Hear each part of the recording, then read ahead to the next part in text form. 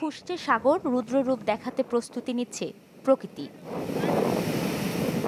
এখন পর্যন্ত সম্ভাব্য রিমালের গতিপথ বলছে পটুয়াখালীর খেপুপাড়া দিয়ে অতিক্রম করবে ঘূর্ণিঝড়টি। দুপুরের পর থেকেই বেড়েছে বাতাসের বেগ, আকাশ ঠেকেছে কালো মেঘে।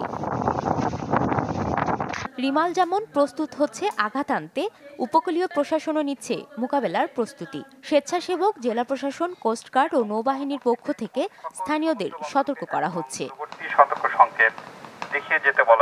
দক্ষিণের জেলাগুলোর প্রশাসনের বিভিন্ন পর্যায়ে দুর্যোগ প্রস্তুতি ও মানবিক সহায়তা, ত্রাণ নিয়ে বৈঠক হয়েছে। কিছু জেলায় প্রস্তুত রাখা হয়েছে সাইক্লোন শেল্টার ও আশ্রয় কেন্দ্র। 100% কপার কন্ডেন্সারে তৈরি ভিশন ফ্রিজ, তাই গুণে মানে অটুট থাকে বছরের পর বছর। আমাদের বাড়ি কাছাকাছি আছে, সেই জন্য আমরা এসে আসি। যখন সিগন্যাল উঠবে মাইক দেবে, মাইক দেওয়ার পরে আমরা সাইক্লোনে না আসি। আমরা আসিনি তো দেখতেছি জ্বর আসতেছে বলার পর তো দেখি খরা হয়েছে, খরা উঠেছে, আমরা সেই কারণে আসিনি।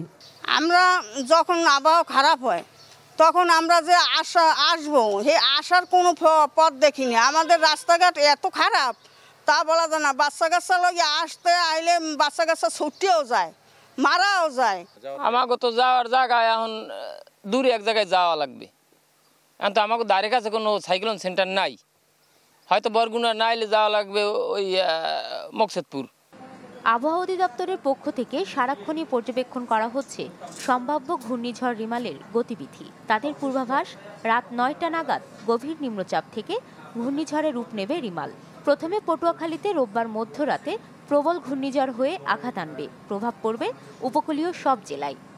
এখন যে পর্যায়ে সাইক্লোনটা আগাচ্ছে বাংলাদেশের দিকে, সেই গতি যদি তার পরিবর্তন না হয় তাহলে ২৬ তারিখ দিবাগত রাত ৯টা থেকে ১২টার মধ্যে এটি আঘাত আনার সম্ভাবনা আছে। সম্ভাব্য ঘূর্ণিঝড় রিমাল মোকাবেলায় সাতক্ষীরা, বাগেরহাট, খুলনা, বরগুনা, পটুয়াখালী ও ভোলা জেলাকে বিশেষভাবে প্রস্তুত থাকার নির্দেশ দিয়েছে দুর্যোগ ব্যবস্থাপনা ও ত্রাণ মন্ত্রণালয়। কক্সবাজার পর্যন্ত পুরো এলাকা কম বেশি এফেক্টেড হতে পারে, সেখানে ৭ থেকে ১০ ফুট পর্যন্ত পানি হওয়ার সম্ভাবনা রয়েছে। আরেকটা যেটা এটা এই ঘূর্ণিঝড়ের যে খারাপ দিক রয়েছে, এখানে প্রচুর বৃষ্টিপাত হবে, যার জন্য আমাদের পাহাড়ি অঞ্চল, বিশেষ করে কক্সবাজার, চিটাগাং পাহাড়ি অঞ্চলে প্রচুর ল্যান্ডস্লাইড হইতে পারে। রিমালের প্রভাবে উপকূলীয় এলাকা তো বটেই, সারা দেশেই বৃষ্টিপাতের পূর্বাভাস দেওয়া হয়েছে। সরাবান তহুরা জিনিয়া, চ্যানেল 24।